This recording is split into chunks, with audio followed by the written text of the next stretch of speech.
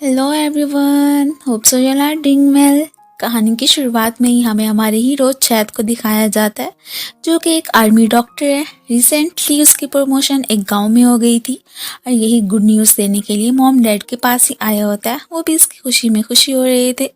अब जैसे इस बारे में ग्रैंडमा को मालूम हुआ था, तो वो उसे उसी गांव में ही एक लेडी को ढूंढने के लिए कहती हैं कि बस मुझे इतना पता है कि वो शहर से उस विलेज में ही ट्रांसफ़र हुई थी। अब उसका कोई भी अता पता नहीं है।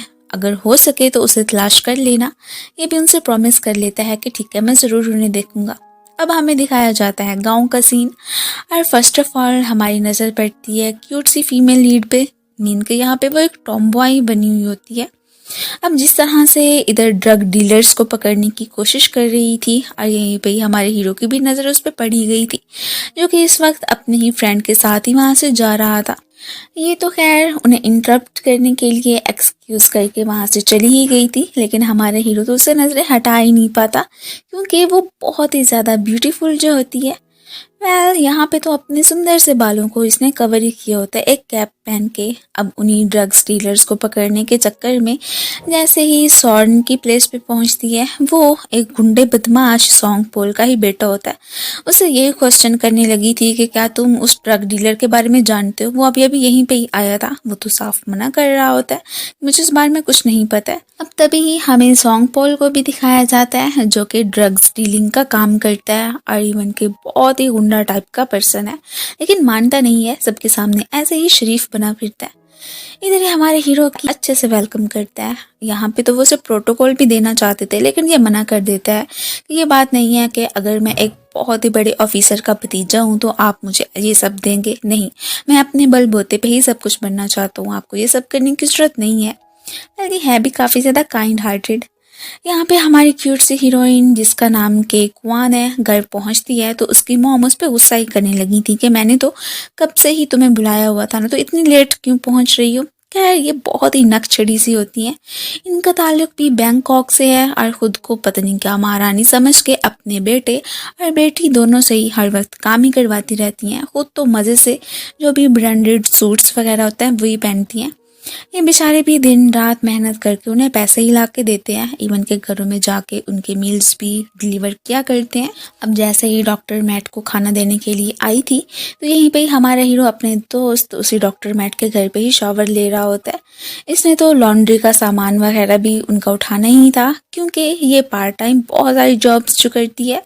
अब इतने सारे बिखरे कपड़ों को देख के इसे बहुत घिन भी आ रही थी कि अब क्या करूँ, इन्हें कैसे उठाऊं। यार इससे पहले के मजीद यहाँ पे खड़ी होती, हमारा हीरो मैट को आवाज़ देता है कि अगर तुम यहाँ पे हो तो मुझे टॉवल पकड़ाओ। इसे समझ नहीं आती है, यहीं पे खड़ी खड़ी उसे टॉवल पकड़ा के वहाँ से भागने ही लगी थी। अब जैसे ही इसकी नज़र इन दोनों पे पड़ती है, हमीन के, वो भी अभी शॉवर ही ले रहा था, तब तो वो समझ लेती है कि शायद कि ये गे हैं। हम बस इसी मिसअंडरस्टैंडिंग को लेके पहुंचती है अपने फ्रेंड्स के पास। पूरी स्टोरी ये सुनाने लगती है, जो कि आधा सच थी और आधा झूठ, के कैसे मैं रूम में पहुंची, सारे कपड़े बिखरे पड़े थे, बेडशीट भी खराब थी, और फिर वॉशरूम में से वो दोनों बॉयज़ बाहर निकले। का मतलब तो यही है कि वो दोनों गे हैं और बहुत ही वाइल्डली तरीके से ही ये सब कुछ उन्हें एक्सप्लेन कर रही होती है। यहाँ पे अब उन्हें भी लगने लगता है कि इसका मतलब है कि जो अभी अभी नया डॉक्टर आया है वो गे है। चैट तो हॉस्पिटल में फेमस ही हो गया था। सारी लड़कियां तो ऐसे मानो कि जैसे कि इस पे लट्टू ही हुए जा रही होती हैं, क्योंकि ये काफ़ी ज़्यादा हैंडसम जो होता है। ये जैसे ही एक लेडी का चेकअप कर रहा होता है, तो वो इससे पूछ लेती हैं कि क्या तुम अभी तक सिंगल हो। बस ऐसे ही बार बार क्वेश्चंस किए जा रही होती हैं कि तुम्हें किस टाइप की लड़कियां पसंद है। तो तभी ही फोन कुआन की फ्रेंड कह देती है कि इसे तो लड़कियां अच्छी ही नहीं लगती हैं। ये सुन के वो तो एकदम हैरान ही रह गया था। ईमन की लेडी भी इसे सस्पिशियस ही नज़रों से देखने लगती है। ये फिर अपना काम कंप्लीट ही करता है। अब यहाँ पे से इतना तो मालूम हो गया था कि जिस लड़की ने हम दोनों को देखा था, मीन के डॉक्टर मैट और मुझे, वो शायद समझ रही है कि हम दोनों गए हैं, और इस बारे में उसने तो हर कहीं ये न्यूज़ ही फैला दी है। इधर ही सॉन्ग पोल की वाइफ को भी दिखाया जाता है, जो कि अपना ट्रीटमेंट करवाने के लिए ही आई थी। एक नर्स के थ्रू जैसे उसे पता चलता है कि जुत्ती फैमिली से कोई न्यू डॉक्टर यहाँ पे ट्रांसफ़र हुआ है। अब तो उनके चेहरे की हवाएं ही उड़ जाती है। मीन के शायद इनका कनेक्शन ज़रूर उनके साथ होगा।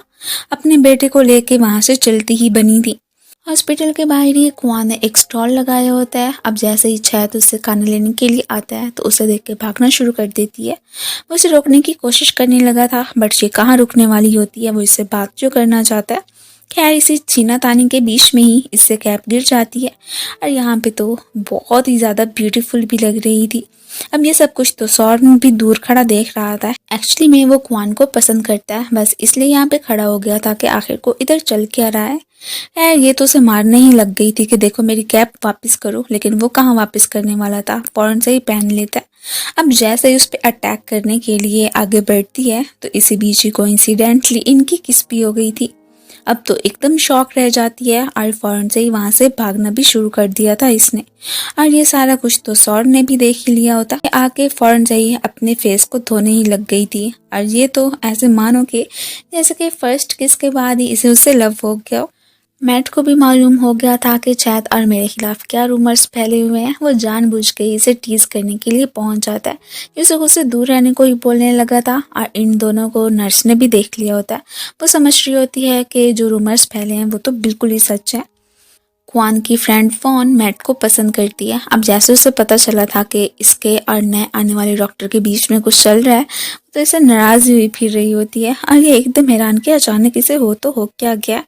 इधर सॉर्न ने तो सोच लिया था कि उस डॉक्टर से तो मैं अपना बदला जरूर लेके रहूंगा। आज तक मैंने क्वान को टच नहीं किया और वो उसे किस भी कैसे कर सकता है। तो फिर से बात करने के लिए इसके पास पहुंच आया होता है और यही कहने लगा था कि तुम तो सबको खाना डिलीवर करने के लिए जाती हो ना, तो मैं भी यही चाहता हूँ कि मंथली तुम्हें पे कर दिया करूँगा। खैर हाँ, ये जो तुमने हमारे खिलाफ रूमर्स फैलाए ना कि मैं गे हूँ, ऐसी कोई भी बात नहीं है। आखिर को तुम सुनती क्यों नहीं हो। खैर ये कह देती है कि हाँ तो जो बात सच थी मैंने वही बता दी। ये कहता है कि ऐसा कुछ भी नहीं है। ठीक है, अगर तुमने हमारे खिलाफ जो भी रूमर्स फैले हैं अब मजीद उसके बारे में कोई बात की तो मैं भी सबको बता दूंगा कि हमारी किस भी हुई हुई है।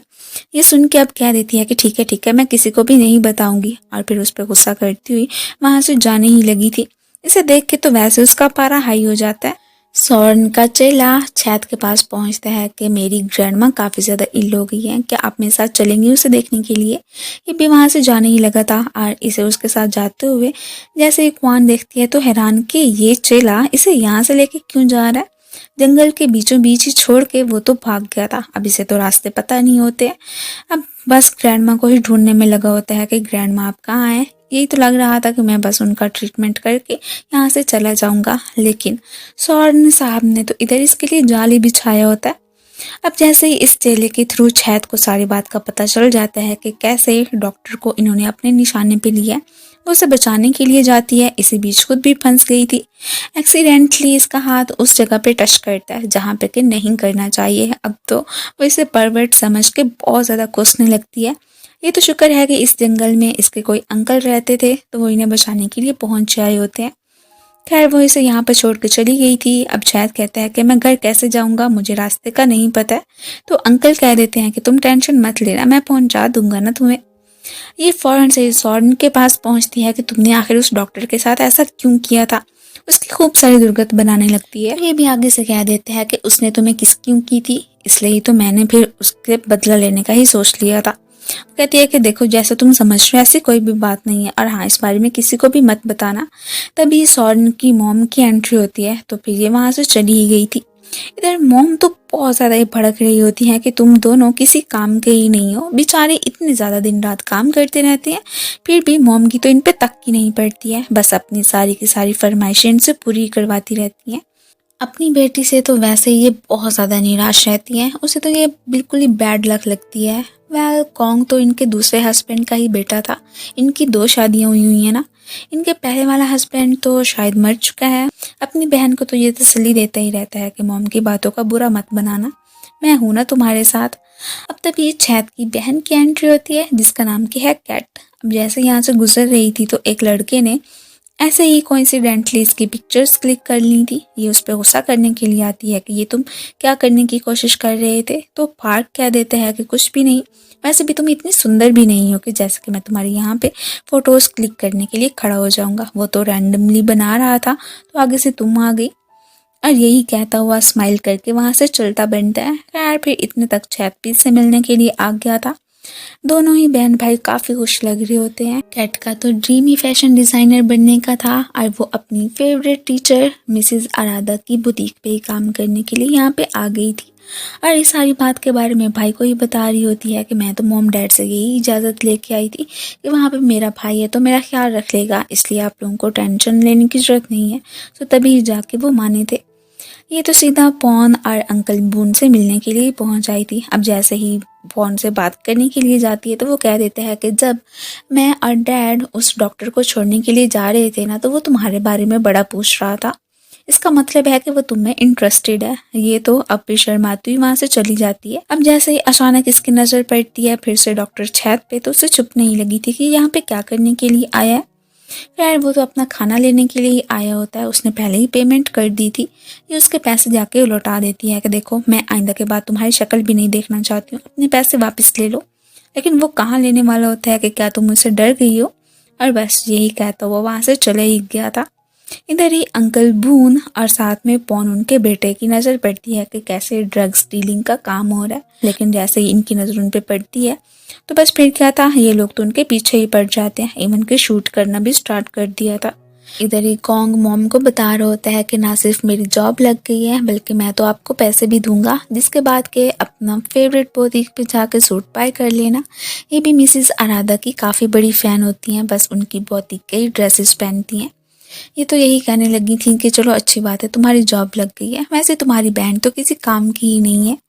यहाँ पे तो उसे काफ़ी ज़्यादा बुरा भला भी कहने लगी थी। ये तो क्वान को अपने लिए बैड लक की मानती हैं, बस हर दफ़ा उस बेचारी को कोसती ही रहती हैं। और ये भी कहने लगी थी कॉन्ग से कि काश उसकी जगह पे मैंने तुम्हें ही जन्म दिया होता। अब ये सारी बातें तो क्वान ने सुन ली थी। बेचारी बहुत ज़्यादा इमोशनल हो जाती है कि आखिर को मॉम मुझे ऐसा क्यों समझती हैं। आज तो मॉम ने कैट के लिए एक ब्लाइंड डेट का ही अरेंज किया था और वहीं पे ही कोइंसिडेंटली इसकी मुलाकात पार्क से हो जाती है। सो अनफॉर्चुनेटली इनकी मॉम की बेस्ट फ्रेंड का बेटा कोई और नहीं बल्कि पार्क ही होता है, जिसके साथ के वो डेट पे ही आई थी। अब जैसे तैसे करके उसे इसे बर्दाश्त तो करना ही था, अब क्या ही कर सकती थी।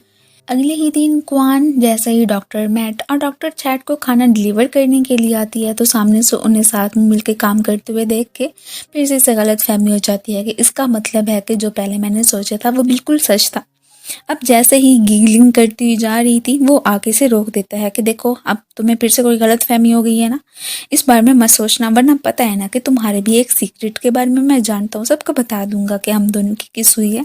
वो भी ओके कहती हुई चली ही गई थी कि डोंट वरी मैं किसी को भी कुछ नहीं बताऊंगी। अब जैसे ये हॉस्पिटल पहुंचता है तो वहीं पे तभी इमरजेंसी हो जाती है। एक्चुअली में वो जो अंकल बून को गोलियां वगैरह लगी थी, किसी ने उन्हें रेस्क्यू करने की कोशिश की थी। ये अब उनका ट्रीटमेंट करना स्टार्ट कर देता है।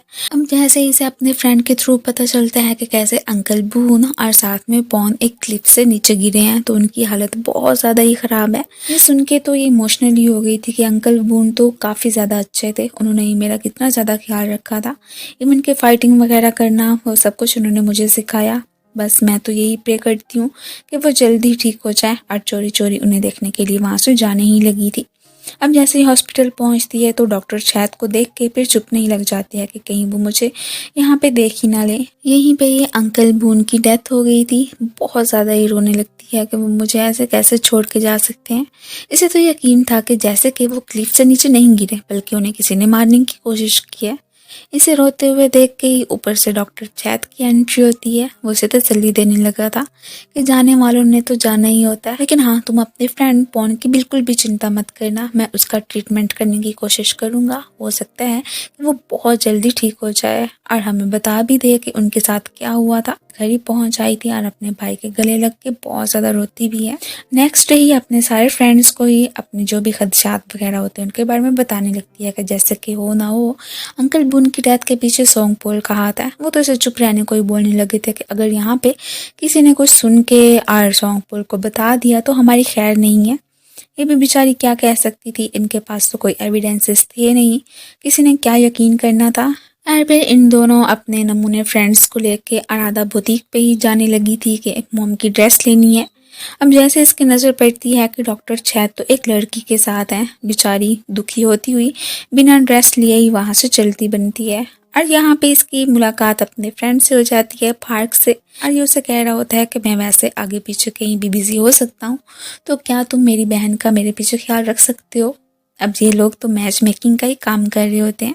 इसकी बहन कह देती है कि मैं कोई बच्ची हूँ कि किसी को ही मेरा ख्याल रखने का कह रहे हो, मैं अपना ख्याल खुद रख सकती हूँ। वो तो इससे बहुत ज़्यादा ही चिड़ी बैठी होती है। यहीं पे ही मिसिस आराधा जिंदगी के बोतीक होती है, उनके बेटे विट को दिखाया जाता है, जो कि एक नंबर का चोर होता है, ड्रग डीलर भी। उसकी बहनों ने इसे चोरी करते हुए पकड़ लिया था और ये सारा सीन तो कैट और उसके भाई ने भी देख ही लिया था। इधर मॉम पूछ रही होती है कि अभी तक मेरा ड्रेस नहीं लेके आई हो, तो ये कह देती है कि उनकी शॉप बंद पड़ी थी। ये सुनते ही मॉम तो इस पे और ज़्यादा गुस्सा करने लगती हैं। इसका भाई मॉम को पैसे दे देता है कि अगर आपको कुछ भी चाहिए हो तो आप ले लेना, और फिर इन्हें गुड बाय कहता हुआ अपनी जॉब पे ही चला गया था। भाई को छोड़ने के बाद ही सीधा पहुंचती है अपनी मनपसंद प्लेस पे, जो कि इसके स्टेप डैड ने ही इसे गिफ्ट की थी। बहुत ही प्यारा सा हाउस होता है और इसे फॉलो करते करते डॉक्टर चैप भी पहुंच गया था। यहाँ पे अब अपने डैड की और अपने भाई की फ़ोटोज़ को ही देख के अपनी पास्ट की मेमोरीज में ही खो जाती है कि कैसे डैड इसे कितना ज़्यादा लव करते थे। इसे प्रिंसेस वाली ड्रेसेस भी ला के देते थे। हालांकि इसकी मॉम ने अलाउ नहीं किया था कि तुम ऐसे ड्रेसिंग कभी नहीं करोगी, लेकिन हाँ, डैड तो चोरी चोरी ला के देते थे कि तुम उनसे चोरी चोरी ये पहन के इसी घर में जितना टाइम स्पेंड करना चाहती हो कर लिया करना। अब अपनी मेमोरीज को रिफ्रेश करने के बाद जैसे ही वहाँ से जाती है तो डॉक्टर छाती से जाते हुए देखने ही लगा था। वो खुद हैरान होता है कि ये प्लेस किसकी हो सकती है। नेक्स्ट डे हमें अंकल बून की फ्यूनरल का ही सीन दिखाया जाता है। सॉन्ग पॉल साहब तो उनकी वाइफ को पैसे ही दे रहे थे कि अपनी बोलती को बंद रखना, वरना कि जो बुरा मैं कर सकता हूँ ना उसके बारे में आप सोच भी नहीं सकती हैं। यहीं पे ही क्वान की भी एंट्री हो ही गई थी। सॉन्ग पॉल तो बड़े ही मासूम बनने की कोशिश कर रहे होते हैं, जैसे कि उन्होंने कभी कुछ गलत किया ही नहीं है, और इवन के इससे भी बातचीत करने ही वाले थे कि तभी इसका फ्रेंड मैट रोक देता है कि इंसाफ से तुम दूर ही रहना, ये बड़े ख़तरनाक आदमी है, हमारे पास कोई एविडेंसेस नहीं है, वरना कि हमें तो यही लगता है कि ड्रग डीलिंग के पीछे इन्हीं साहब का ही हाथ है। अब डॉक्टर छैद की नज़रें सिर्फ और सिर्फ क्वान पे ही टिकी हुई थी, और इस बार में जैसे उसे फ्रेंड से मालूम होता है तो वहाँ से जाने ही लगी थी। वो अब इसके पीछे आके रोकता है कि तुम मुझे यूँ अवॉइड क्यों कर रही हो। ये तो बहुत ज़्यादा ही जेलिस थी, आखिर को इसने तब इसे उस लड़की के साथ जो देख लिया था, इनके इसकी बहन के साथ, वो समझ रही थी कि उसकी गर्लफ्रेंड है। पहले इसे अपने साथ फ्रेंडशिप करने को ही बोलने लगता है, लेकिन ये मना कर देती है कि तुम तो एक परवर्ट और प्ले बॉय हो, मतलब कि इतनी सारी लड़कियों को अपने साथ ही रखना चाहते हो। अब उसे तो समझ ही नहीं आ रही होती है ये मुझे ऐसा क्यों बोल के गई है। सॉन्ग पॉल के साथ तो अब पुलिस भी मिली हुई होती है, इसने तो उनकी बोलतियाँ भी बंद करवा दी थी, क्योंकि ड्रग्स ट्रैफिकिंग में इन्हें इतना सारा मुनाफा मिलता था कि वो सभी को ही बांट देता था। उससे पैसे जो कमा रहे होते हैं, वेल अब बस सिर्फ और सिर्फ पॉन रह गया था कि उसे भी मार देंगे तो कोई भी एविडेंसेस बचेंगे ही नहीं। अभी जैसे ही अपने काम पे जा रही थी तो इसके पीछे पीछे फार्क भी आ जाता है। ये उसे रोकने की कोशिश करती है, लेकिन वो मना कर देता है कि तुम्हारे भाई ने खुद मुझे तुम्हारा ख्याल रखने के लिए कहा है, तो अब तुम मुझे कैसे मना कर सकती हो। ये मिसेस आराधा की बुटीक पे ही पहुंच आई होती हैं। वो काफ़ी स्वीट किस्म की लेडी होती हैं। बहुत जल्दी इनके गांव में एक कॉन्टेस्ट होने वाला था। वो इसे कह देती हैं कि हमारी बुटीक की तरफ से तुम ही वहाँ पे पार्टिसिपेट करना, ज़रूर हम ही विन करेंगे।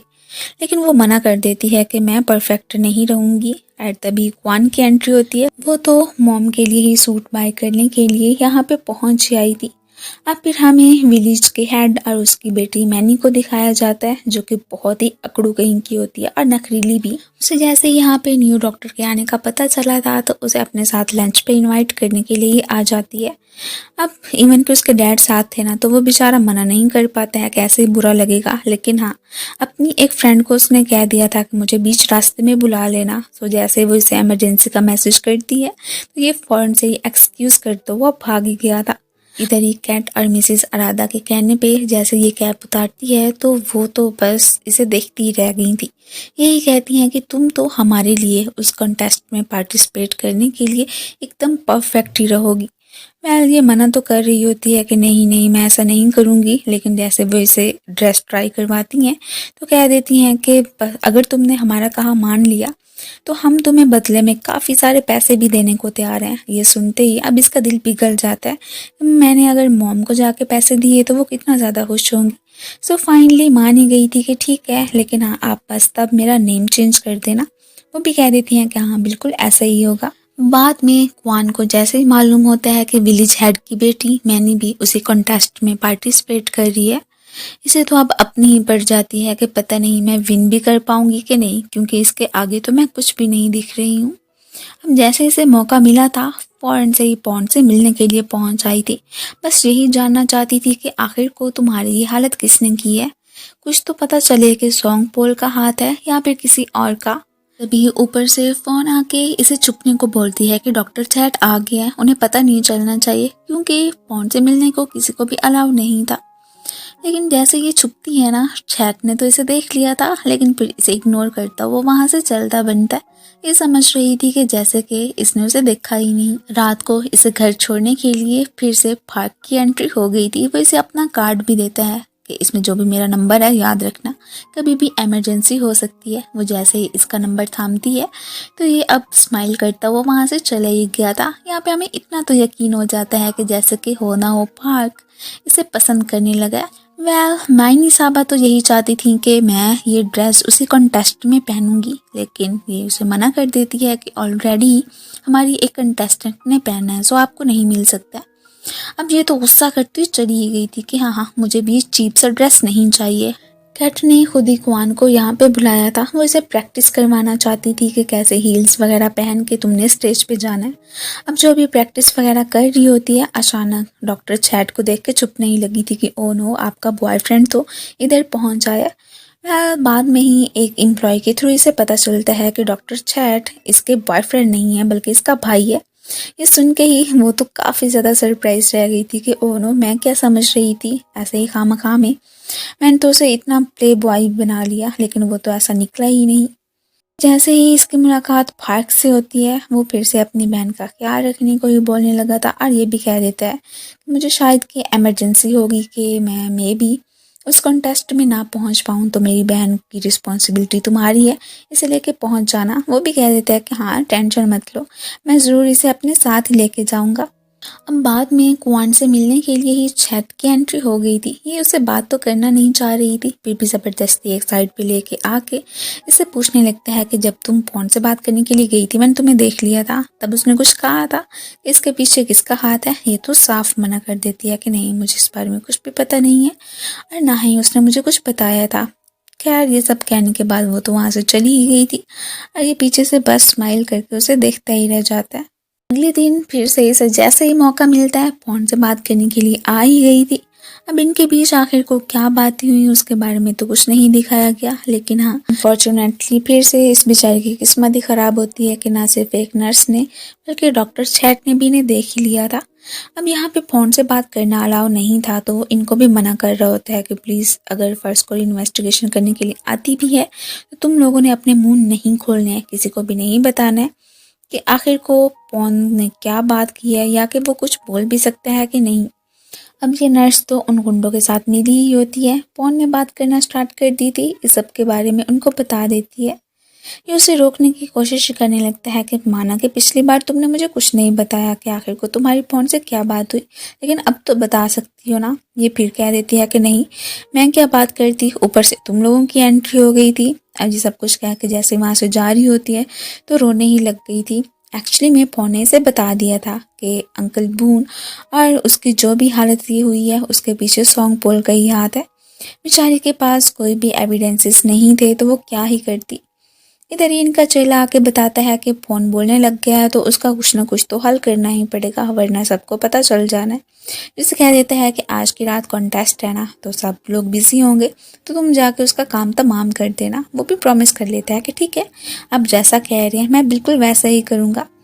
आज रात को जैसे ही ये प्रीटी से रेडी होके आती है, पार्क तो इसे नजरें हटा ही नहीं पाता। वो तो बस इसे देख ही जा रहा होता है, लेकिन ये उसे कोई खास भाव नहीं दे रही होती है। अब ना करने के बावजूद भी मॉम उस कंपटीशन में पहुंच आई होती हैं। इधर अपना सारा काम निपटाने के बाद ही ये खुशी खुशी वहाँ से चलता बनता है कि आज तो कॉन्टेस्ट में बहुत ही ज़्यादा मैं इंजॉय करूँगा। अब मॉम जैसे ही खड़ी होती हैं तो उनके पास सॉन्ग पॉल की एंट्री होती है। वो तो ऐसे ही खामखा में इनसे भाग बढ़ाने की कोशिश करने लगता है और ये भी कहने लगा था कि जैसे कि वो इस विलेज का सबसे रिच मैन है, मतलब कि अगर वो इसे इग्नोर करना भी चाहें तो नहीं कर सकती हैं। और वाकई में मॉम को भी मालूम हो ही जाता है कि ये तो काफ़ी ज़्यादा अमीर है, तो क्यों ना इसके बारे में कुछ सोचा जाए। अब यहाँ पे तो एंट्री हो ही गई थी डॉक्टर शहद की भी। वो अपने फ्रेंड के पास ही आके बैठता है। मैनी तो बहुत ज़्यादा खुश लग रही होती है, जैसे कि आज के दिन वही जीत जाएगी। अब जैसे ही हमारी क्यूट सी हीरोइन की एंट्री होती है तो बस शहद तो उसे देखता ही रह गया था। और ये सब कुछ तो फाट ने नोट कर लिया होता है। उसे यकीन हो गया था कि हो ना हो इस लड़की को पसंद करता है, तभी तो उसे नजरें हटा ही नहीं पा रहा है। अनफॉर्चुनेटली इसे मेकअप वगैरह में इसकी मॉम ने तो पहचान ही लिया था। वो तो हमेशा ही मना करती थी ना कि तुमने कहीं भी नहीं जाना है, और इवन के मुझसे पूछे बिना तो किसी भी कॉन्टेस्ट में पार्टिसिपेट नहीं करना है। सो बस फिर क्या था, इस पर गुस्सा करने के लिए पहुंच जाती हैं। इवन कि इससे पहले इसे थप्पड़ भी मारती। डॉक्टर चैट ने आके उन्हें मना कर दिया था। अब आप गुस्सा करती हैं कि तुम कौन होते हो मुझे रोकने वाले, मेरी बेटी है, चाहे मैं जो करूं। अब यहाँ पे इनसे माफ़ी मांगने के लिए मिसेस आराधा आ जाती हैं कि ओह तो आप ही हमारी बुटीक की पुरानी कस्टमर हैं।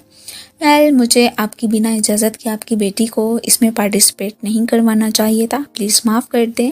और डॉक्टर चैट की तरफ से भी माफ़ी मांगती हैं कि शायद कि उन्होंने आपसे बदतमीज़ी कर ली है।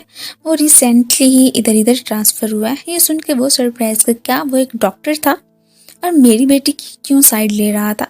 और यहाँ पे नर्स को उसका जो भी लवर होता है साइड पे बुला लेता है। और बस फिर क्या था, उस गुंडे को मौका मिल गया था और उसने आके पौंद को यहीं पे ही मार दिया था।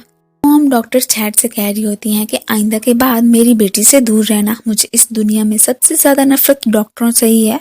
वो तो बहुत ही ज़्यादा प्ले बॉय होते हैं वगैरह वगैरह। ये बातें कहने के बाद वहाँ से चलती बनती। इधर हॉस्पिटल में इमरजेंसी हो गई थी। वह अब पौंद की डेथ हो गई थी, सबको मालूम हो गया था।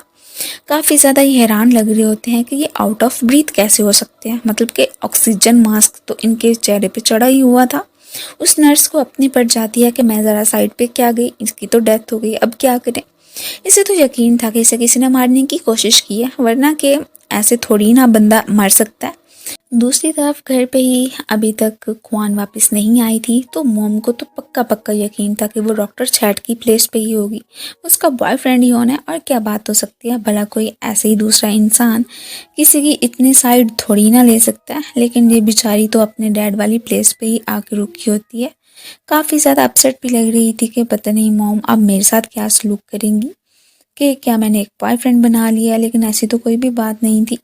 इधर मॉम दोनों चेलों को कह देती हैं कि जाके ज़रा पता तो करो कि कौन कहीं डॉक्टर चैट की प्लेस पे तो रुकी हुई नहीं थी, मेरा शक सच है कि नहीं। अब जैसे ही वो डॉक्टर चैट से पूछने के लिए आता है कि कौन तो हमारी प्लेस पे है कि नहीं है, वो कह देता है कि नहीं, मेरे साथ तो बिल्कुल नहीं थी। वो तो सीधा उसे ढूंढने के लिए निकल पड़ा था उसके डैड वाली प्लेस पे। और इन्हें फॉलो करते करते कॉन्ग और मॉम भी पहुंच आई थी। जैसे इसकी नज़र पड़ती है डॉक्टर चैट पे तो हैरान के आपको कैसे पता चला कि मैं इस जगह पे रहती हूँ। खैर तभी ही मॉम आके इस पर गुस्सा करने लग गई थी कि ओह तो तुमने डॉक्टर चैट के साथ मिल के यहाँ पे भी एक जगह खरीद के ही रखी हुई है कि दोनों साथ में खूब सारा क्वालिटी टाइम स्पेंड करती हो ना।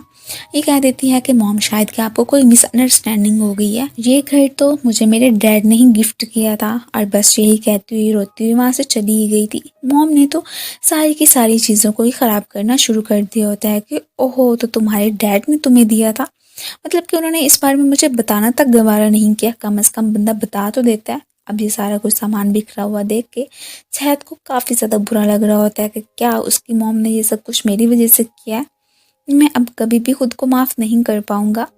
वेल इधर मॉम तो इस पर बहुत ज़्यादा ही भड़की हुई होती हैं और ये भी कहने लगी थी कि आज तक तुम्हें पता था ना कि तुम्हें ये डैड ने गिफ्ट किया, मुझे भी नहीं बताया, बता तो सकती थी, मैं तो तुम्हारी मॉम थी। खैर छोड़ो, अब जो भी है इस जगह को मैं अभी के अभी यहाँ पे बेचती हूँ, और जो भी डीड्स वगैरह हैं वो सारी की सारी मुझे ला के दो। अब जैसे ही शहद को पता चलता है कॉन्ग के थ्रू के मॉम तो इस घर को बेचने वाली हैं, तो उसे आइडिया आता है कि क्यों ना ये वाली जगह मैं खरीद लूँ। विट तो वैसे ही एक अवारा किस्म का लड़का होता है, उसे आज पता नहीं कैसे मौका मिल गया था बेचारी कैट को परेशान करने के लिए। और बस फिर क्या था, यहीं पे ही डोर्स को लॉक करके पहुंच जाता है। इधर फार को टेंशन हो रही होती है कि इतनी लेट हो गई है, अभी तक शॉप से बाहर क्यों नहीं निकली है कैट।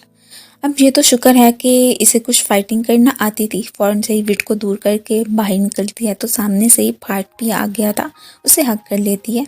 ये तो अब मिसेस आराधा की बुटीक पे से जाने से मना ही करने लगा था। वो कह देती है कि नहीं, मैं ऐसा नहीं कर सकती हूँ, मेरा ड्रीम था अपनी टीचर के साथ काम करने का, तो लेकिन हाँ तुम टेंशन मत लेना, सब कुछ मैं संभाल लूँगी। फ़िलहाल इस बारे में ना अब मेरे भाई को मत बताना, ऐसे खामखा में परेशान हो जाएगा। अगले दिन ही बुटीक पे इसके एक और कज़न की एंट्री होती है जिसकी कि बहुत जल्दी शादी होने वाली थी और वो अपनी वेडिंग ड्रेस का ऑर्डर करने के लिए इसी की बुटीक पे ही पहुंचते हैं। ये तो काफ़ी ज़्यादा खुश लग रही होती है उन दोनों के लिए।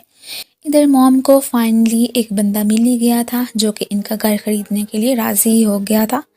मॉम तो अब खुशी खुशी उसे अपने जो भी घर वगैरह होता है बेच देती हैं, पैसे भी उन्हें मिल गए थे।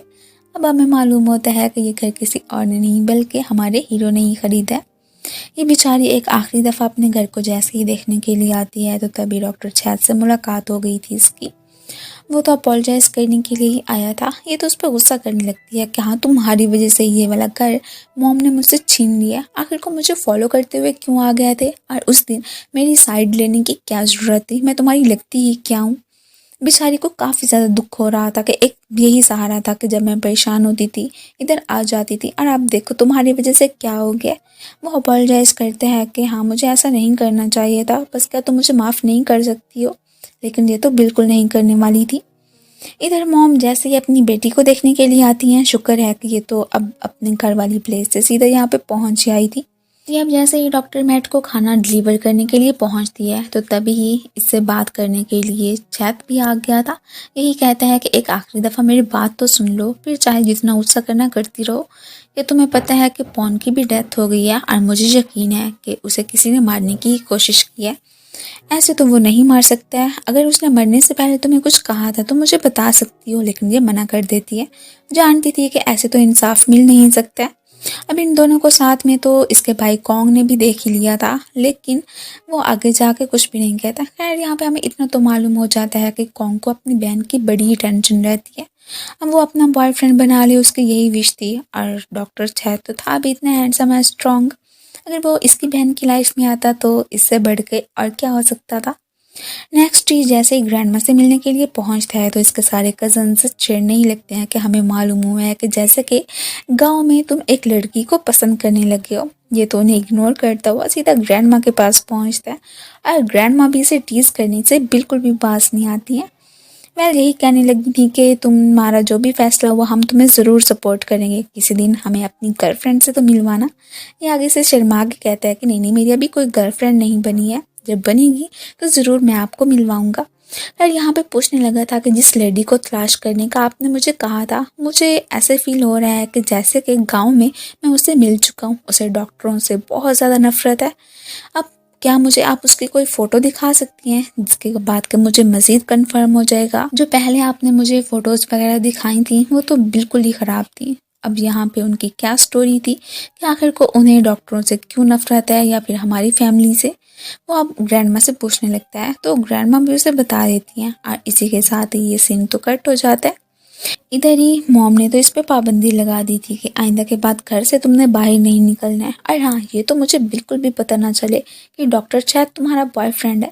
वो तो इन सारी बातों से ही चिड़ी बैठी होती है। इवन कि अब तो आगे से मॉम के भी बोली पड़ती है कि आखिर को आप मुझे समझती क्या है, बस हर वक्त ऐसे ही खामखा मुझ पर पाबंदियाँ लगाती रहती हैं। तो मॉम कह देती हैं कि मैं भी तुम्हारे भले के लिए ही करती हूँ, तुम्हें पता नहीं है कि सॉरी डॉक्टर्स एक जैसे ही होते हैं, प्ले बॉय बड़े ही स्वीट से बन के आते हैं और बाद में इंसान को बहुत ही बड़ा धोखा देते हैं। मैं भी इस सब से गुजर चुकी हूँ, तभी तुम्हें मना कर रही हूँ।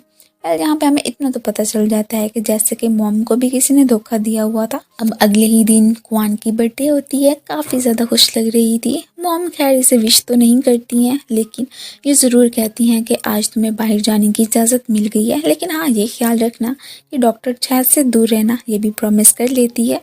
अब दूर खड़ी मॉम ही इसे देख के मन में यही सोच रही होती है कि मैं तो बस तुम्हारे भले के लिए ये सब कुछ कर रही हूँ, सारे डॉक्टर्स एक जैसे नहीं होते हैं, पर ऊपर से जितना स्वीट बनते हैं वैसे होते नहीं हैं। उन्होंने खुद भी एक बहुत ही बड़ा धोखा जो खाया हुआ था। अब इसे तो लग रहा था कि शायद कि मेरे फ्रेंड्स मुझे बर्थडे विश करेंगे, बट ना, ऐसा कुछ भी नहीं होता है। बेचारी काफ़ी ज़्यादा ही दुखी होकर रह गई थी कि किसी को भी मेरी कोई बर्थडे याद नहीं है, इवन कि कॉन्ग भी मुझसे मिलने के लिए नहीं आया। यहाँ पे तो किसी को मेरा कोई ख्याल ही नहीं है। मॉम से फ्लर्ट करने के लिए सॉन्ग पोल साहब पहुँच आए होते हैं। आज तो मार्केट में उन्हें छोड़ने के लिए भी जाने ही लगे थे। ये तो उन्हें एक नेकलेस भी गिफ्ट करते हैं, जिसे कि देख के मॉम तो काफ़ी ज़्यादा ही खुश हो गई थी। इधर कॉन्ग अपनी बहन की आंखों पे पट्टियां बांध के उसे उसके वही पुराने वाले घर में ही लेके आ गया था, जहाँ पे के सारे फ्रेंड्स ही इससे बर्थडे विश करते हैं। और ये सरप्राइज देख के वो तो एकदम शॉक ही रह गई थी। अब जैसे ही वो इसे इसके घर की डीड पकड़ाते हैं, ये तुम्हारे नाम पे ही है और ये किसी और ने नहीं बल्कि डॉक्टर चैत ने ही खरीदा था। वेल, ये तो वो तुम्हें तुम्हारी बर्थडे पे ही गिफ्ट करना चाहते थे, ये सारा आइडिया तुम्हारे भाई का ही था। यहाँ पे ये सारी बातें मालूम होने के बाद वो फ़ौरन से डॉक्टर चैत के पास पहुँचती है। वो तो यही कहने लगा था कि प्लीज़ मना मत करना, मैं जानता हूँ कि मेरी गलती की वजह से ही तुमसे मॉम ने घर छीन लिया था, मैं बस कंपनसेट करना चाहता था। जो तुम्हारा है वो बस तुम्हारा ही रहे। कितना स्वीट है ना ये। वेल, वो भी फाइनली इसका जो भी गिफ्ट होता है वो एक्सेप्ट कर लेती है और ये भी कहने लगी थी कि क्या तुम्हें पता है कि जब तुम बैंकॉक गए थे मैंने तुम्हें कितना ज़्यादा मिस किया था। वेल, मॉम ने तो मुझे ग्राउंडेड कर दिया था, मैं बाहर भी नहीं निकल सकती थी। ये सुनते ही वो तो उसे हक कर लेता है और इवन के उसके आंसू भी पहुंच नहीं लगा था कि आइंदा के बाद मत रोना, चलो कम से कम हम दोनों फ्रेंड्स तो हैं ही सही। अब जैसे ये वापस पहुंचती है तो यहाँ पे कॉन्ग कहने लगता है कि कैसा लगा तुम्हें ये सरप्राइज़, मैं जानता था कि आज तुम्हारी बर्थडे है। वेल, वो डीड्स वगैरह देख के मेरे पास ही पहुंचा था चैत, उसने कहा था कि ये तुम्हें देना चाहता है, कैसे दे। तो तभी मुझे आइडिया आया कि तुम्हारी बर्थडे आने वाली है तो तभी तुम्हें सरप्राइज़ देंगे। वेल, ये सब कुछ कहते हुए काफ़ी ज़्यादा खुश लग रहा होता है कि वैसे ये साल ना मेरी बहन के लिए अच्छा होने वाला है। एक तो उसे अपना घर भी वापस मिल गया और ऊपर से उसका बॉयफ्रेंड भी बहुत जल्दी मिलने वाला है। अब जैसे ये घर पहुंचती है तो यहाँ पे इसकी मॉम तो बेहोश ही हो गई थी। ये उनकी फुल केयर करने लगती है और ये भी कहती है कि आपको डॉक्टर को दिखाने के लिए जाना चाहिए। वो तो आज तक किसी भी डॉक्टर के पास नहीं गई थी, इसलिए फ़ौरन से ही मना कर देती हैं। आज खाना डिलीवर करते वक्त जैसे ही डॉक्टर चैत इसका हाथ पकड़ता है, ये तो ब्लश करती हुई वहाँ से भागी गई थी। जैसे ही घर पे पहुंचती है, मॉम का फीवर कम होने का नाम ही नहीं ले रहा होता। इसे काफ़ी ज़्यादा टेंशन होने लगी थी कि कॉन्ग भी काम पे चला गया, मैं क्या करूं। फ़ौरन से ही डॉक्टर चैत को कॉल करती है। वो इसकी मॉम को देखने के लिए आ जाता है और बस इसका चेकअप वगैरह करने के बाद ही कहने लगा था कि इन्हें तो जल्द अज जल्द हमें हॉस्पिटल में ही लेके जाना चाहिए, ये ना हो कि बहुत ज़्यादा देरी हो जाए। वो भी मान जाती है कि ठीक है, मैं अभी मॉम का जाके सामान पैक करती हूँ, तो मैं ही आपके साथ ही वहाँ से जाऊँगी। नेक्स्ट सीन में इन्हें हॉस्पिटल में ही बैठे ही दिखाया जाता है। चैत ने मॉम के जो भी ट्रीटमेंट के पैसे वगैरह थे वो खुद ही नर्स को सबमिट करवा दिए होते हैं और यही कह रहा होता है कि अगर इस बारे में क्वान तुमसे पूछे तो उसे कह देना कि हमारे यहाँ कोई स्कीम चल रही है, तो इसीलिए ही तुम्हारी मॉम का ट्रीटमेंट बिल्कुल फ्री में हुआ है। ये भी उसे प्रॉमिस कर लेती है कि ठीक है, जैसा आप कह रहे हैं बिल्कुल मैं वैसा ही बोलूँगी। यार, ये लोग कुछ कैंपिंग वगैरह करने के लिए किसी साइट पे ही जा रहे थे और यहीं पे ही मैंने भागती भागती आती है। उसने तो खुद ही इनके साथ जाने का डिसाइड कर लिया था कि वहाँ पे डॉक्टर चैत के साथ मुझे अच्छा सा टाइम स्पेंड करने का मौका मिल जाएगा। अब जैसे ही डा नर्स के थ्रू इसे पता चलता है कि कैसे डॉक्टर चैत कैंपिंग करने के लिए गए हैं और उसके साथ साथ तो मैनी भी चली गई है, तो ये बहुत ज़्यादा ही जेलिस फील करती है। अब अपने फ्रेंड्स को मॉम का ख्याल रखने का कह के खुद वहीं पे ही जाने लगी थी। इधर जहाँ पे के फ़ोन और इनकी आपस में सुलह हो गई होती है और इनके कपल की तो एक लेडी काफ़ी ज़्यादा तारीफ़ भी कर रही होती है कि डॉक्टर मैट तो तुम्हारे लिए एकदम परफेक्ट बॉयफ्रेंड एंड हस्बैंड दोनों ही रहेगा। ये तो जानबूझ के ही डॉक्टर चैट के क्लोज आई जा रही थी। वो बहुत ज़्यादा ही इरिटेट होता है कि पता नहीं कहाँ से आ गई है। वेल, इन दोनों को तो दूर खड़ी क्वान ने भी देख लिया था और बहुत ज़्यादा ही जल भुन रही होती है कि ये आखिर को उसके साथ चिपकी जा रही है, उसे मना क्यों नहीं कर रहा है। अब बाद में जैसे ही दोनों को क्लोज में बैठे देखती है तो फौरन से ही कोई चीज़ इनकी तरफ इसने फेंक दी थी, जिससे कि डर के मैनी तो वहाँ से चली ही गई थी। और जब ये चुपके से डॉक्टर चैत को देख रही होती है तो उसकी नज़र इस पर पड़ी जाती है और जैसे इसे रोकने के लिए आता है तो दोनों ही पानी में ही जा गिरे थे। अब पानी में किसी के गिरने की आवाज़ सुन के मैनी दोबारा से ही वापस आ गई थी कि यहाँ पे कौन है। ये उससे चुपने ही लगे थे। अब इससे पहले कि उसकी नज़र इन पे पड़ती और ये शोर करती, तभी वो इसे पकड़ के किस कर लेता है। ये तो शर्माती हुई वहां से भागी गई थी। इसके बाद जैसे ही अपनी मॉम को देखने के लिए आती है तो अपने फ्रेंड को इसने भेज ही दिया था कि अब मैं हूं ना इसका ख्याल रखने के लिए। दूसरी तरफ ही मिसेस अराधा के यहाँ कोई पार्टी थी जहाँ पे के एज अ फोटोग्राफर भाग की भी एंट्री हो ही गई थी।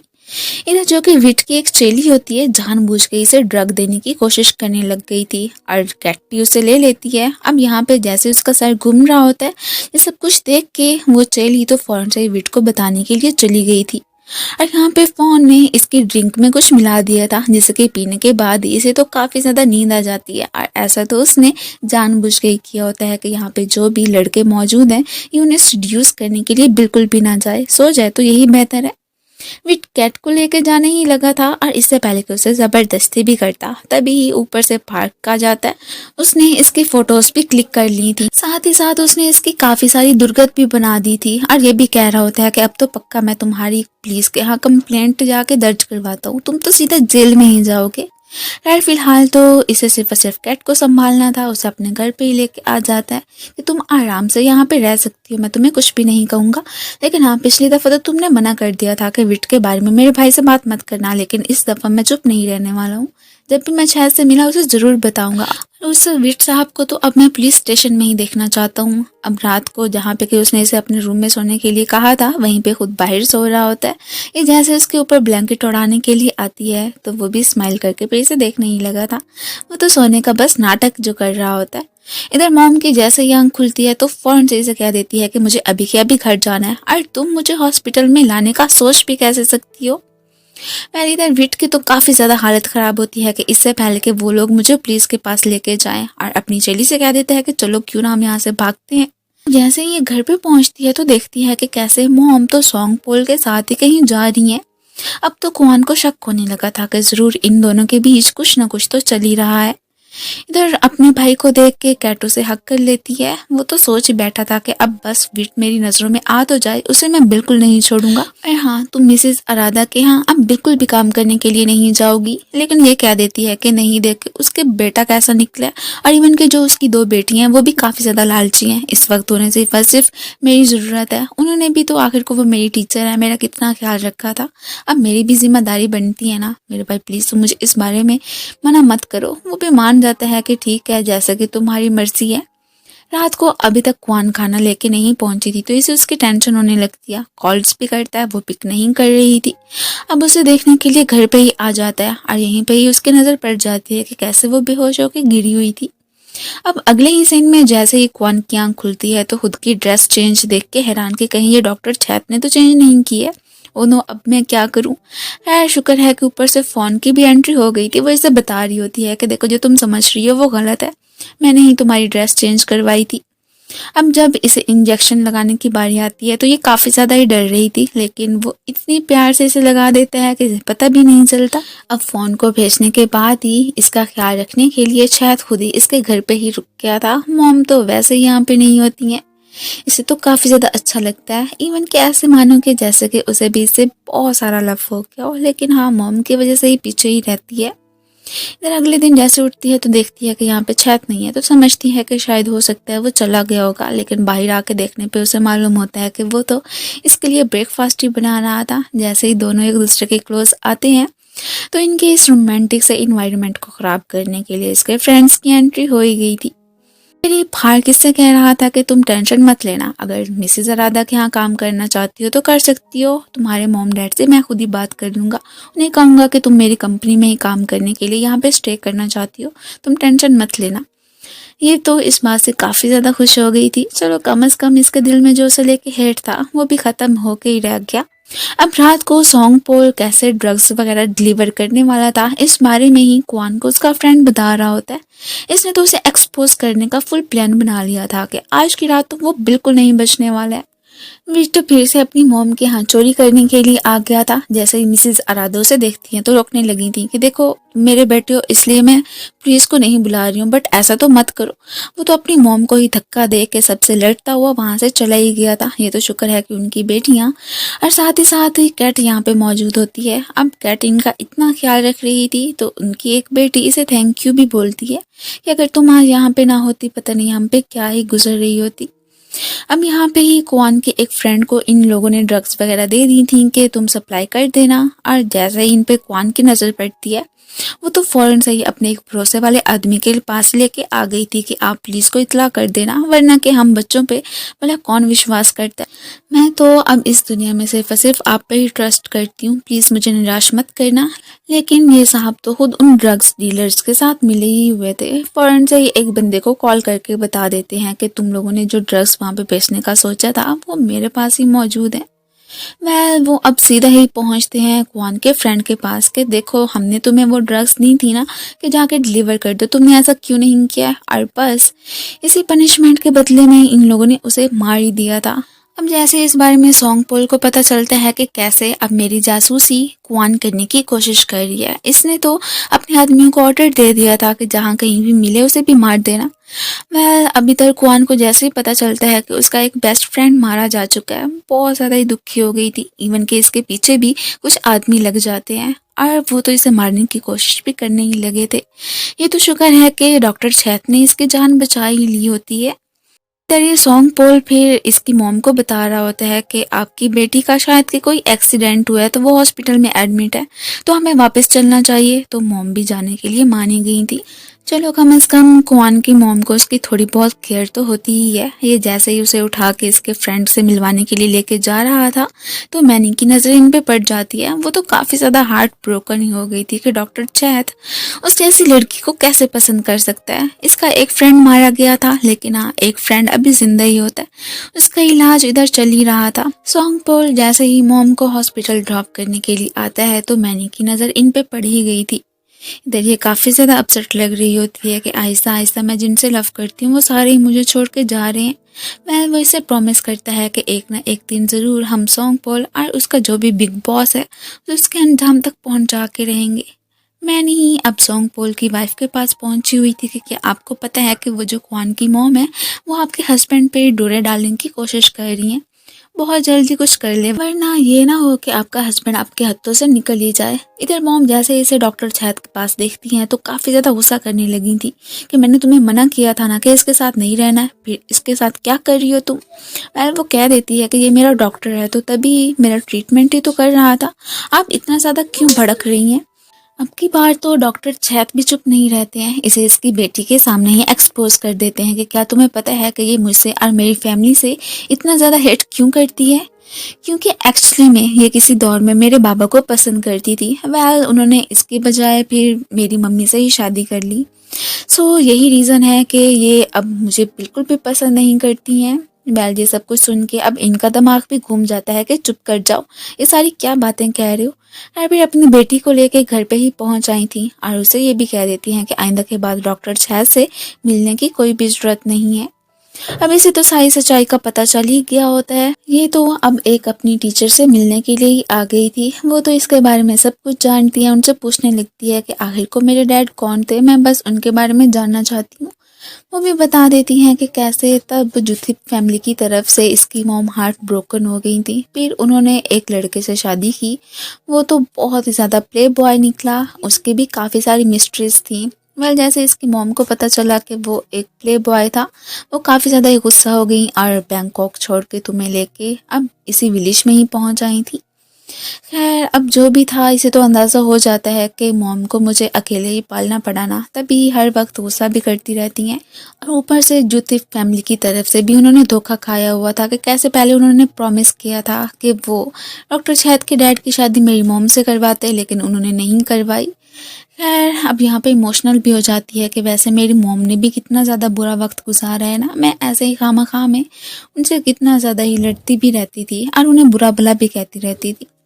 रात को अपने एक फ्रेंड प्रॉड के साथ मिलने के लिए भी पहुंच आई होती है, उसे भी सारी बातों का पता होता है और ये भी कैसे ये डॉक्टर छैत को पसंद करती है। वो पूछने लगा था तो तुमने फिर अपने रिलेशनशिप को लेके आगे क्या सोचने का फैसला किया है।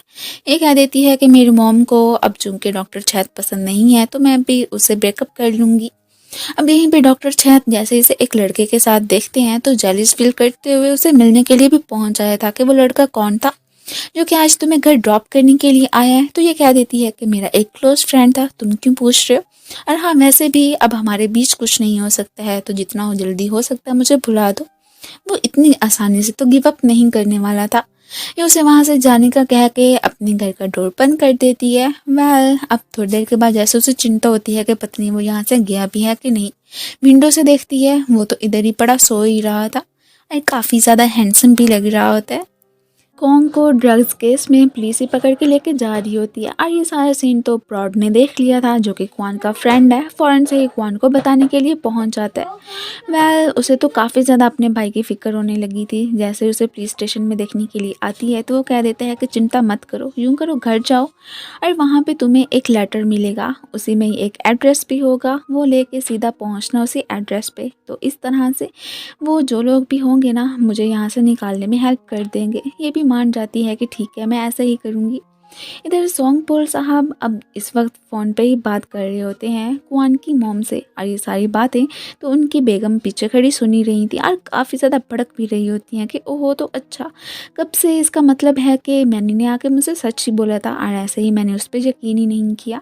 ये घर पे आके फाइनली वो लेटर ढूंढ लेती है और उस पे बताए हुए एड्रेस पे ही जाने का इसने डिसाइड कर लिया था। इधर मॉम भी अपने बच्चों को छोड़ के सोंगपोल के पास ही जाने लगी थी, क्योंकि उन्होंने इसे प्रॉमिस किया था कि मैं तुमसे ही शादी करूंगा और तुम्हारे अलावा किसी और के बारे में सोचूंगा भी नहीं। यहाँ पे तो डॉक्टर छायद इसकी हेल्प करना चाहते थे बेल करवाने में, लेकिन ये मना कर देता है कि मॉम तुम्हें पसंद नहीं करती है तो अब मैं क्या ही कर सकता हूँ, इसलिए हमारी लाइफ में मज़ीद इंटरफेयर ना करो तो यही बेहतर होगा। वो काफ़ी ज़्यादा अपसेट हो जाता है। ये सीधा उसी एड्रेस पे पहुंच आई थी। अब आगे आके से पता चलता है कि जिसे मिलने के लिए वो आई है वो कोई और नहीं बल्कि फार्क ही है। फार्क इसका स्टेप ब्रदर ही होता है। अब यहाँ पे उनका जो बड़ा भाई होता है सारी स्टोरी ही बताने लगा था कि कैसे जब क्वान की मॉम की शादी एक प्ले बॉय से हुई थी, उनकी काफ़ी सारी मिस्ट्रीज थी, तो उनमें से एक मिस्ट्रीज इनकी मॉम भी थी। अब इन सारी बातों को छोड़ के पूछ रहे होते हैं कि वैसे तुम यहाँ पे क्या करने के लिए आई हो, क्या तुम्हें हमारी हेल्प चाहिए। तो ये बता देती है कि कैसे इसके भाई को ड्रग केस में पुलिस पकड़ के लेके चली गई है। उन्होंने तो इसकी हेल्प करने का डिसाइड कर ही लिया था। इधर मॉम खुश हो रही होती हैं कि चलो सोंगपोल ने मुझसे शादी करने की हामी भर लिया और इवन के मेरे लिए घर भी बाय कर लिया। अब उनके साथ ही बस मस्तियाँ करने में ही बिजी होती हैं। इन्हें इतना भी ख्याल नहीं होता कि आखिर को मेरे बच्चों के साथ क्या बीत रहा है, मुझे कम से कम उनका कुछ पता तो करना चाहिए। ये लोग अब चूंकि इसके भाई की बेल करवाने के लिए मान गए थे, साथ ही साथ ये भी बता रहे होते हैं कि कैसे ड्रग्स डीलर इसके विलेज में अपना सारा काम क्या करते हैं। ये उनकी हेल्प करने को मान जाती है कि मैं जानती हूँ कि उनका अड्डा कहाँ पे है। एक दफ़ा मैंने उन्हें देखा था, ये भी कह देते हैं कि ये तो अच्छी बात है। वैसे भी हम कब से ही उन ड्रग्स डीलर से निमटने का सोच रहे थे, अब चूंकि तुम हमारी हेल्प करने के लिए तैयार हो तो इससे बढ़िया और क्या हो सकता है। रात को ही फार्क ने चैद को कॉल करके बता दिया था कि इसका मतलब है कि तुम ही मेरे फ्यूचर ब्रदर इन लॉ बनने वाले हो, और सारी बात का बता देता है कि कैसे क्वान इनकी स्टेप सिस्टर ही निकली है। अब फाइनली इसके भाई की बेल हो ही गई होती है। ये लोग तो काफ़ी ज़्यादा एक्साइटेड लग रहे थे कि अब तो उन ड्रग डीलर्स को तो उनके अंजाम तक ही पहुंचा देंगे। उन्होंने आखिर को कितनी फैमिलीज़ को ही ख़राब करके रख दिया। अब जैसे ये घर पे पहुंचते हैं तो वहाँ पे इन्हें पता चलता है कि मॉम तो इन्हें छोड़ के सोंगपोल के साथ ही बैंकॉक चली गई हुई हैं, और ऊपर से रूमर्स भी फैले हुए थे कि कैसे वो सोंगपोल की एक मिस्ट्रेस बन गई हैं। हालांकि उन्हें मिस्ट्रेस बनने से तो काफ़ी ज़्यादा ही खौफ आता था, लेकिन अब की बार क्या हो गया इसी बात से ये काफ़ी ज़्यादा परेशान हो रही होती है। अब जैसे ही इसे पता चला था कि सोंगपोल का घर कहाँ पे है, उसे देखने के लिए आ ही गई थी, और इन दोनों को साथ में देख के बेचारी बहुत ज़्यादा ही अपसेट लग रही होती है। इधर ही सोंगपोल को उसके बिग बॉस की कॉल आती है। अब ये जो भी प्लानिंग वगैरह कर रहे होते हैं इसे सारी की सारी तो इसने सुन ली थी, और फ़ौरन से ये सोंगपोल का पीछा करने लगी थी कि ये आखिर कहाँ पे जा रहा है। इधर ही ये साहिबा अब फ़ौरन ही क्वान की मॉम के पास पहुँचती हैं और कहने लगी थी कि क्या तुम्हें पता है कि आखिर को सोंगपोल तुम्हें चीट करने की कोशिश कर रहा है। मैं तो तुम्हारे भले के लिए ही कह रही हूँ कि जितना जल्दी हो सकता है उसे छोड़ के चली जाओ। वैसे भी तुम्हारे अलावा भी उसकी काफ़ी सारी मिस्ट्रेसेस हैं, उनसे फेक शादी करने का ढोंग रचाता है, और इवन के यही घर से भी कोई बाय करके देता है, और उसके बाद जैसे ही वन नाइट स्टैंड उसकी हो जाती है उन सबको धक्के मार के यहाँ से बाहर निकाल देता है। बस मैं तुम्हें बहुत पहले से ही जानती हूँ तो इसलिए वार्न कर रही हूँ कि यहाँ से चली जाओ, यही तुम्हारे लिए बेहतर रहेगा। मोम तो एकदम शॉक नहीं रह गई थी कि ऐसा नहीं कर सकता है सोंगपोल। सॉन्ग पोल का पीछा करते करते इसे अब मालूम हो ही गया था कि कैसे इन लोगों का सीक्रेट रिवील हो गया है कि उस फॉरेस्ट में आर्मी वाले लोग इन पे छापा डालने के लिए जा रहे हैं। अब इसने तो उनकी हेल्प करने का सोच लिया था कि ऐसे ही खामखा में उनकी जानें खतरे में पड़ सकती हैं। विट और उसकी चेली साहिबा तो दोनों ही अपने अंजाम को पहुंचे थे। उसी बिग बॉस ने इनको मरवा दिया था। ये पहुंचती है सीधा फॉरेस्ट में। अब जैसे इसकी मुलाकात डॉक्टर चैत और अपने भाई से होती है तो उनके सारे प्लान का इसने बता दिया था। खुद भी जो इसे फाइटिंग वगैरह करनी आती है उनसे करती है। और बस फिर क्या था, इनके यहाँ तो एक एक्शन सा सीन दिखाया जाता है। और बस फिर यहाँ पे गोलियों की बरसात होना ही शुरू हो गई थी। चैत तो फुल एनर्जी के साथ इनके साथ लड़ता है क्योंकि किसी ज़माने में वो एक सोल्जर भी हुआ करता था। पहले इसके भाई को चोट लग गई थी, काफ़ी ज़्यादा टेंशन में आ जाती है। और यहीं पे एक गुंडा बदमाश तो इन पे गनी तान लेता है कि खुद को मेरे हवाले कर दो, मैंने तुम सभी को ही मार देना है। वह शहद ने तो उस पर अटैक ही कर दिया था। और बस इसी तरह ही क्वान को बचाने के चक्कर में इसे खुद को भी एक गोली लग जाती है। वो बेचारी बहुत ज़्यादा इमोशनल हो गई थी। वह इनका जो बिग बॉस होता है वो तो आर्मी के हाथों पकड़ा ही गया था। ये फ़ौरन से ही अब डॉक्टर शहद को हॉस्पिटल में ही लेके पहुंच आए थे। वो इसका ट्रीटमेंट करना स्टार्ट कर देते हैं। जो भी उसे गोली लगी थी वही उसे निकालने ही लगे थे। दूसरी तरफ ये सॉन्ग पॉल साहब को ही पुलिस पकड़ने के लिए पहुंच आई थी। उसका बेटा खुद जो सॉर्न होता है वो भी ड्रग्स का शिकार हो गया था और यहीं पे उसकी डेथ हो जाती है। इस बात का सदमा तो सॉन्ग पॉल को काफ़ी ज़्यादा लगता है कि एक ही मेरा बेटा था और वो भी देखो ड्रग्स लेने की वजह से मर गया। अब जो बुरे काम करता है उसके साथ तो ऐसे ही होता है ना। इधर बेचारी क्वान को काफ़ी ज़्यादा गिल्टी हो रहा था कि देखो मेरी वजह से ही डॉक्टर शहद की ये हालत हुई है, वो मुझे ही बचा रहे थे। बहुत ज़्यादा इमोशनल हो रही होती कि बस वो जल्द अज जल्द ठीक ही हो जाए। और यहाँ पे ये और उसकी बहन दोनों ही गॉड से प्रे करने लगती हैं।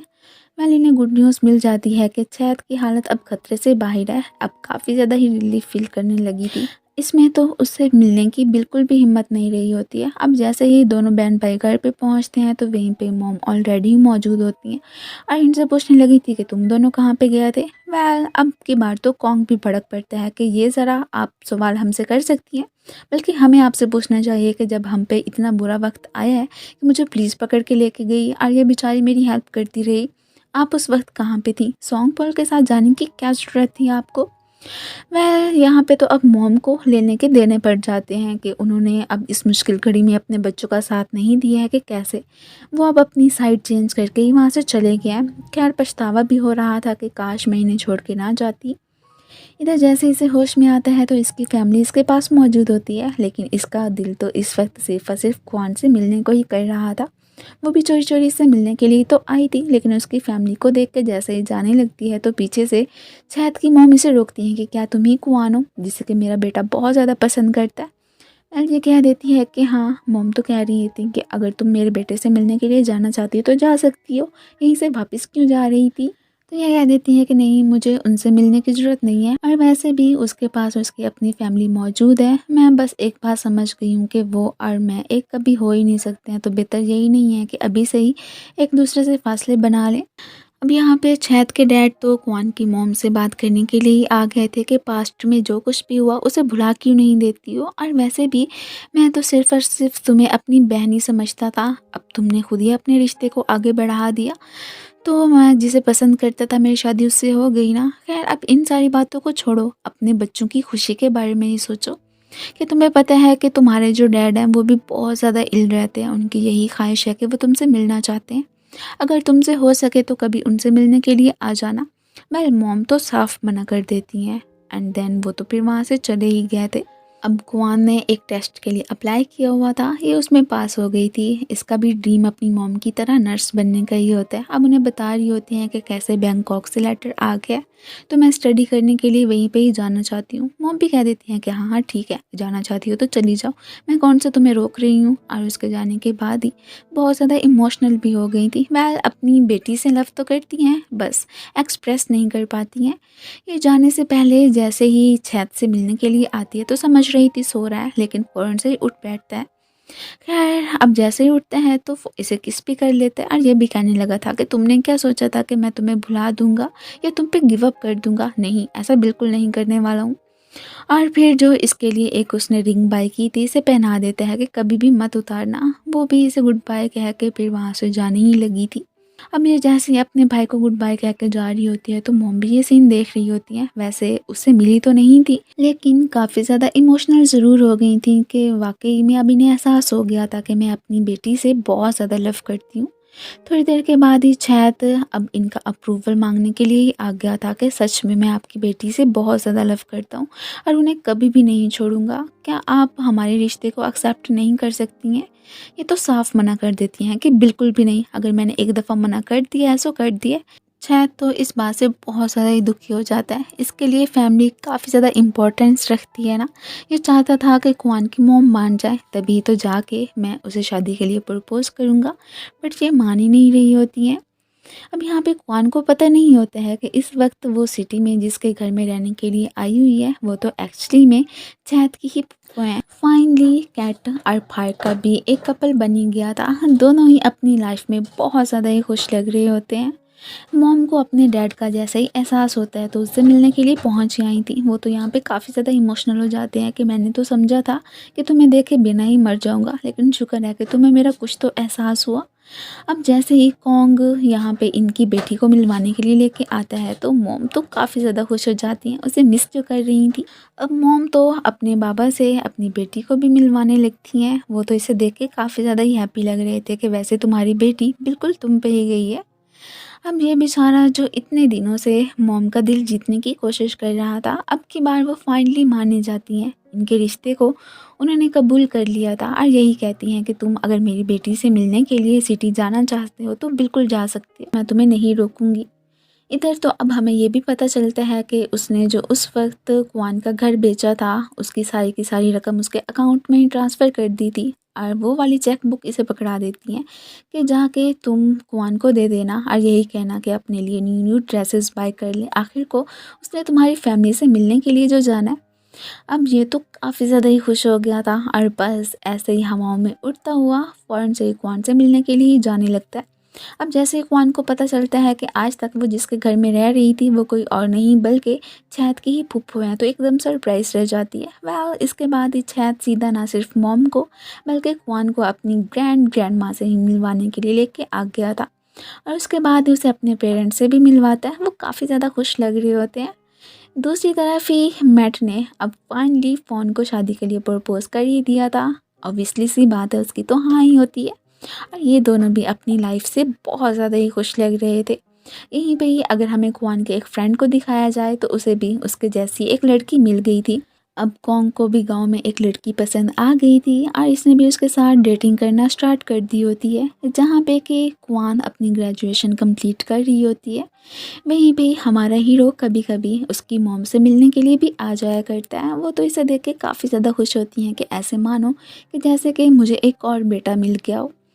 वेल फाइनली अब जैसे ही वो अपनी ग्रेजुएशन कंप्लीट करके वापस आती है तो इसने उसे शादी के लिए ही प्रपोज कर दिया था। वो तो काफ़ी हैप्पी लग रही थी। ऑब्वियसली सी बात है कुआन की तो हाँ ही होती है और दोनों ही इधर किस कर लेते हैं और काफ़ी ज़्यादा खुश भी लग रहे थे। इससे तो वेट नहीं हुआ जा रहा होता कि आखिर को हम दोनों की शादी कब होगी। इमेजिन ही करने लगा था कि कैसे शादी वाले दिन जब तुम अपना वेडिंग ड्रेस पहन के आओगी तो कितनी ज़्यादा प्रीटी लग रही होगी ना। और बस डॉक्टर छेद की इसी ब्यूटीफुल सी इमेजिनेशन के साथ ही इस ड्रामे की एंडिंग हो जाती है। Thank you so much for watching. So guys आप लोगों को ये ड्रामा कैसा लगा मुझे कमेंट्स में ज़रूर बताइएगा। मिलते हैं फिर नेक्स्ट वीडियो में न्यू कहानी के साथ। तब तक के लिए गुड बाय एंड अपना ख्याल रखना।